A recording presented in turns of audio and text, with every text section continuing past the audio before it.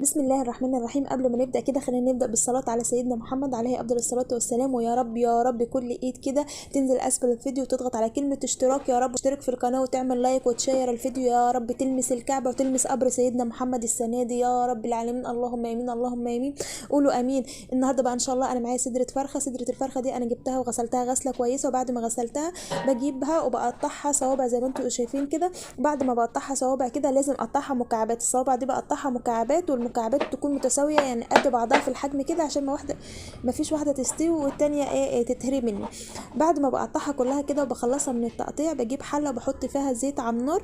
لازم الزيت ده يسخن، يعني يسخن كويس خالص، عشان اول ما احط الفراخ تاخد صدمه فتاخد لون على طول، ما تلزقش معايا في الحله بالمنظر الجميل ده. بصي مسافه ما حطيتها لونها اتغير على طول عشان الزيت كان سخن كويس. بعد كده بهدي عليها النار واسيبها لعند لما تاخد اللون الذهبي بتاعها الجميل ده. اغطي عليها واسيبها لعند ما تاخد اللون الذهبي. اول ما بتاخد اللون الذهبي كده هطلعها في طبق واصفيها.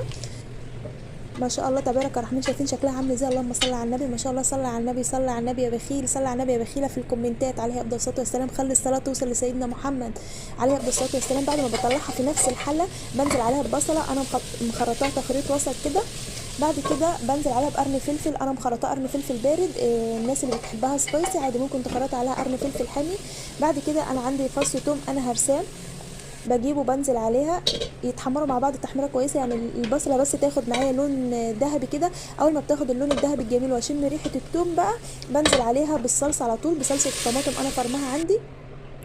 بعد كده بنزل عليها بالبهار بتاعها، معلقه صغيره من الكمون والفلفل الاسود والبهار المشكل، ومعلقه صغيره من الملح، ومكعب من الماجي، ومعلقه سكر عشان تخلي الصلصه مسكره وطعمه زيكم كده. بعد كده هنزل عليها بكيلو من المكرونه او كيس من المكرونه اللي هو بعد 400 جرام او 450 جرام على حسب اللي موجود.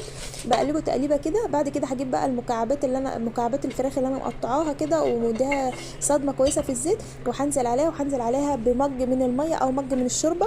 بس الفراخ ما شاء الله بتخلي طعمها رهيب اصلا. يا دوبها بس تنشف معايا وهد عليها النار بقى. واول ما تنشف معايا بنزل عليها بمعلقه من الخل، تطلع معايا بقى بالمنظر الجميل التحفه ده.